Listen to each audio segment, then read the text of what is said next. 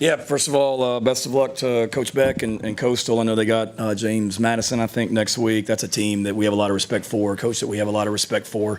It's a good football team that had won 4 out of their last 5 games going into tonight. They were playing their best ball, had scored 40 points or more in 4 straight games. So we knew that tonight would be a challenge, but just really, really proud of our guys. Like that, this was not easy. And I know everybody just thinks you're playing a non-SEC team. You're just supposed to roll in there and win 51-7. It doesn't work that way, guys. This is college football, and especially the emotions of last week, the disappointment of last week, responding, and and people wondering how South Carolina's going to respond and how are they going to be motivated and how do they come back from last week. Well, we made a pretty strong statement tonight about what this place is about and the culture in this program, as I knew that we would. Going back to, I think I said something about perception and reality earlier this week, and Hale asked me what I meant by that. And tonight was a great example of that, not just our team, but our fans and the way they showed up tonight. And for all the, disappointment of last week.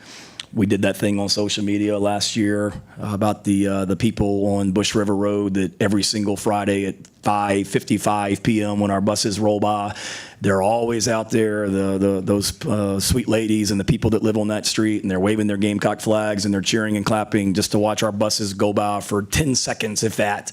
And sure as heck, they were there last night, just like we knew we would be. And then we showed up today for Gamecock Walk, and that thing was awesome with our fans, and I knew it would be. And then to walk out into Williams-Brice Stadium for another awesome environment, and how loud it was and the energy that our fans had in that stadium, it's another example of why this place is so special. It's another example of why we have the greatest fan base in America. So thanks to them, and that's what's real.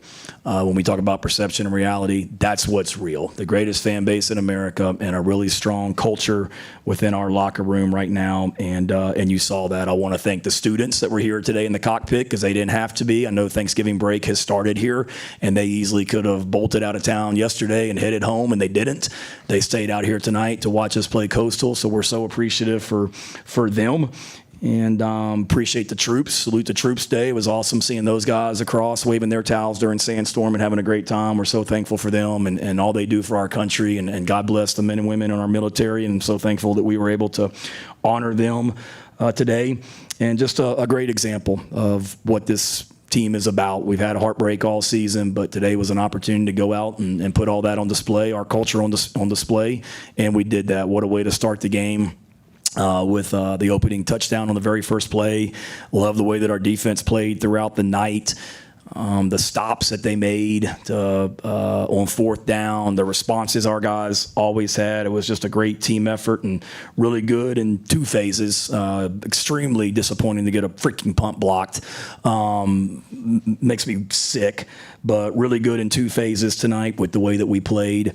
And a lot to build on as we continue to get better. It was so awesome to get young guys in there at the end. You saw how excited our entire team got at the end of the game when Bradley Dunn scored a touchdown, and then we also had Larry Scott and Chase McCracken in there lined up as receivers, 2 senior running backs that we wanted to get in the game. You saw how excited they got at the end of the game for so many of our young defensive guys that hadn't played football before, and DQs over there on the sideline trying to get me to call timeouts on defense on the last drive just to get like more guys in the game and save time so they could have more plays to play. I mean, that's what this team is about, and that's what these players are about. To see Ryan Brubaker going in there and get to play tonight, and not many of you know his story, but there was a serious question about whether Ryan Brubaker would ever play football again with his injury. And I can remember when we had spring break last March, Emily and I are driving down to Kiowa for my spring break because our kids didn't have spring break at the same time, and I had Brubaker's parents and Brew on speakerphone, and we're talking, and she's in tears hearing them talk because we didn't know what Brew's future was. And not only did he get to play football again, he played tonight. And we thought if he ever got to play football again, it might be sometime in 2026. So for him to come back and get out there tonight and see how excited our guys were for that, it was just really awesome. Great to see so many former players back. When you got a great program, your former players want to return. Coach Spurrier used to say that. And to see Kevin Harris down there tonight on the sidelines, and Boogie to come back on his off week, and Bam Scott to be here on his off week, and Darius Rush to be here on his off week. When you got a special culture and great people in your program, players in the NFL, when they could go anywhere in the country for their off weekend, they wanted to come back here and be around this, which makes a strong statement.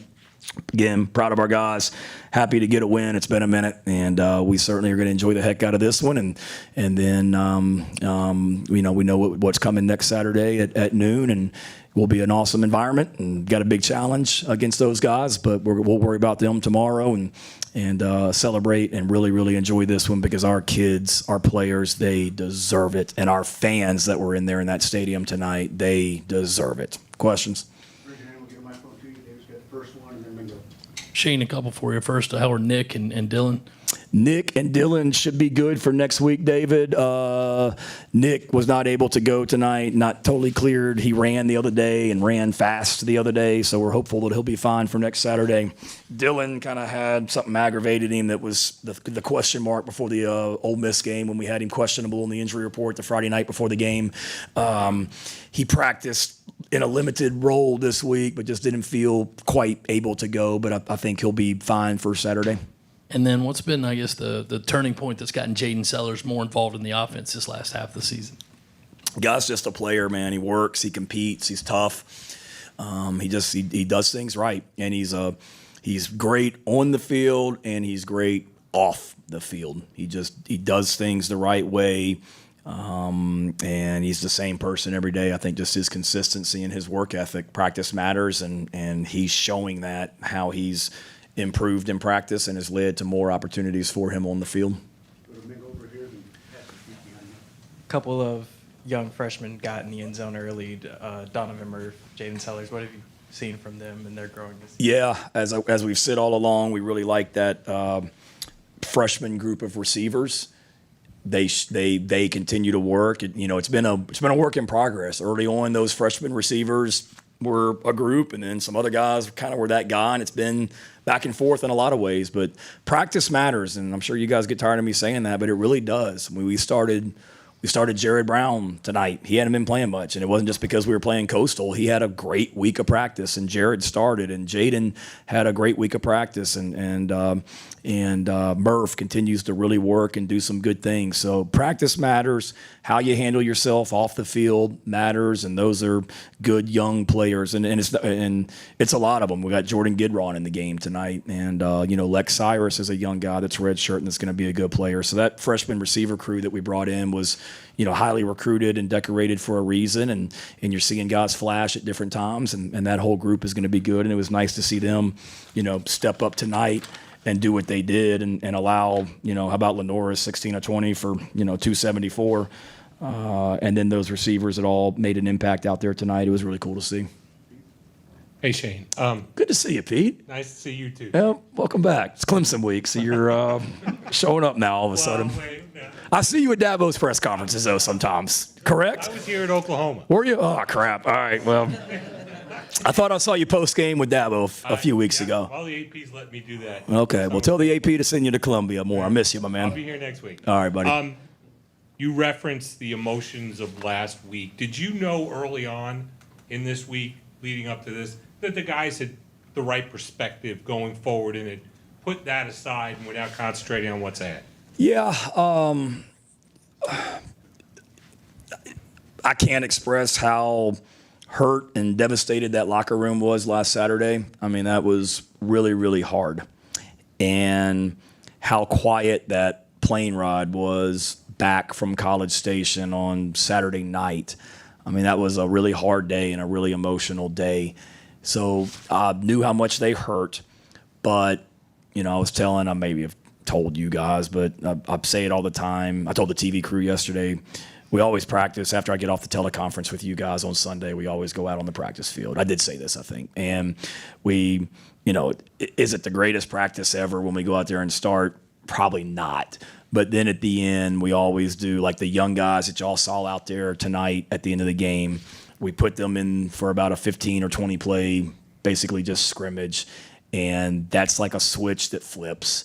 And that's kind of when the emotions get going. It's energetic, it's competitive, it's intense, it's physical, to the point where last Sunday night I had to like pull a couple of guys aside and be like, look, man, like we're not trying to get our teammates hurt on Sunday night, but it was spirited and the guys were into it. And on the final play of the scrimmage, Jimmy Francis, our young quarterback, threw a deep touchdown pass to a receiver, and the whole offense ran like 80 yards down there, and it was like a celebration in the end zone, like we had just won the Super Bowl. And I walked off the field saying, all right, we're going to be okay. And I feel that way every Sunday when we come off the practice field. And if we didn't, I'd be concerned, but you know how they're going to respond. And then the way we practice this week, still though, but you're worried because Coastal's got a good football team that can score points, and they do enough on special teams, as we saw with the freaking block punt, to create some problems. And they try to throw a double pass on us. They do things like that where they can junk it up enough and score some points where all of a sudden you're in a dogfight. And it wasn't lost on me, Pete. We were in a dogfight with Old Dominion last year, same conference. We were in a dogfight with Georgia State back in 2022. We blocked 2 punts for touchdowns, thankfully, that night. But Jacksonville State, we've had some games in the last 3-4 years that we didn't always go out and dominate like we did tonight. And that's what excites me, is the way that our guys went out there and dominated tonight. Hey, Coach. So you guys had a bulk of success tonight, kind of getting guys out in space, whether it be screens, jets, whatever it may be. What was it that you saw in the Coastal Carolina defense that you kind of thought was going to be the plan for success? Well, they present problems with the way their structure of defense, with their, whatever you want to call it, 3-3-5 type thing. It's a little bit different than what we see. We saw it a lot when I was at Oklahoma in the Big 12, and it's a pain.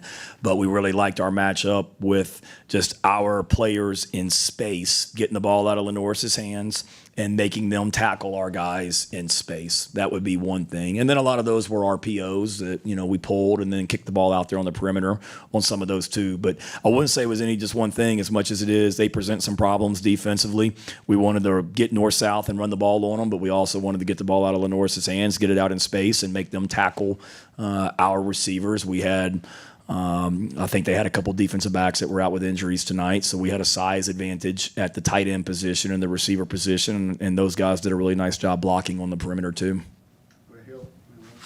I've got two for you. So what happened on the block punt?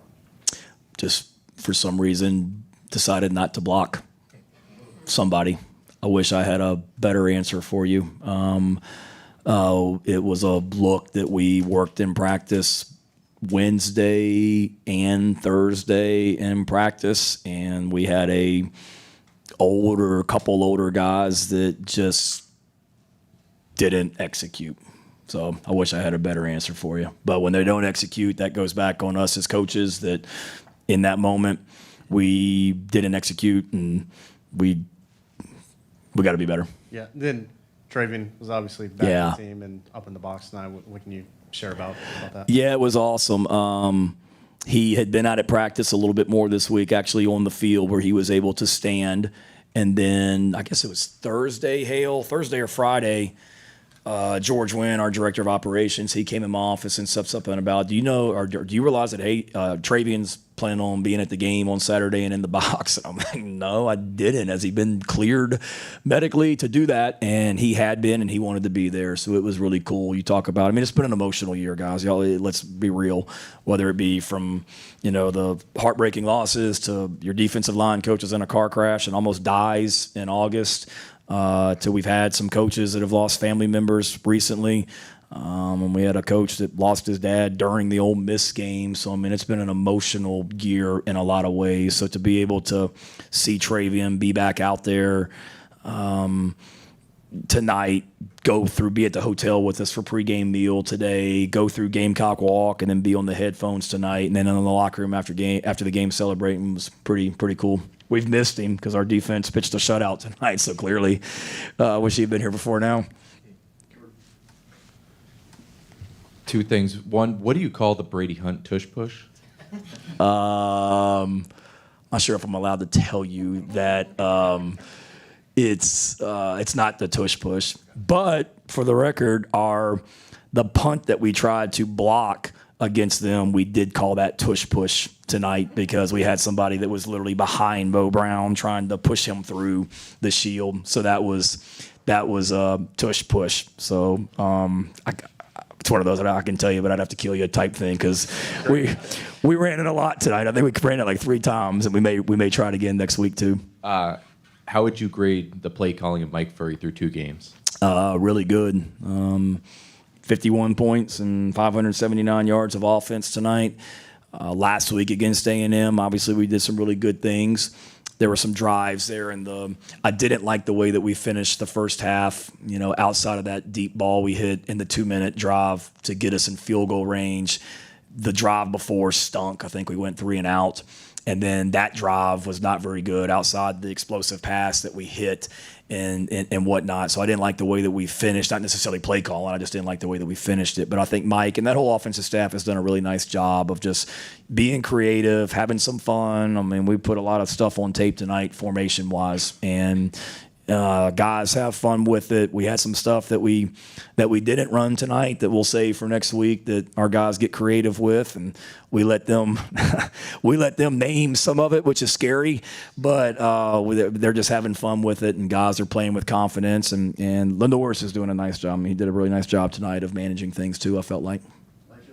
And speaking of Coach Furry, like earlier in the week, he talked about like in that second half of the Texas A&M game, a lot of it was execution based. How would you kind of grade how your offense was able to execute a lot of what the game plan was? I thought really good. Certainly some plays that we'd like to have back. There were a couple, passing game wise, run game wise that weren't quite exactly how we wanted to do it, but that's going to happen in a game. But overall, I thought we did a nice job. We gave them some unusual formations and had to make them adjust to some things. And for the most part, I thought our guys did a nice job of executing. And that was a key for us tonight. Offense, defense, and special teams was just doing your job and executing, because it's true. I mean, we lost that game last week. You give A&M credit, but we lost that game last week because we did not execute well in the second half. Just simply doing our jobs on certain plays, and again, that falls back on me. So that was a big point this week of just don't try and do too much. Just go out there and do your job and execute, and we did for the most part. What was kind of the process and the conversation that led to you guys going with Brady as your sneak guy? And is he maybe the most experienced guy in your roster in terms of taking snaps under center? I wouldn't say most experienced, but he was a high school quarterback. He's smart. He's a really good football player. He is, he makes all the calls on our punt team and can handle things on the punt team for sure. He's just a smart, heady guy. If you guys remember last year against Kentucky, we had a 4th and 1 where we put him under center against Kentucky. It was about the 45-yard line over on the right hash near our bench, and we had him under center, and I think they jumped off sides on the play, maybe Kentucky did, or something like that. But it wasn't the first time we've had him like in an under center position. So I think it's more just high school quarterback, smart, tough, good football player, great athlete. Coach, we'll let you go. Oh, y'all are easy tonight. Everybody's trying to enjoying their Saturday night, I guess. All right. Sorry. All right. Good to see you. Good to see you, Phil. Yep.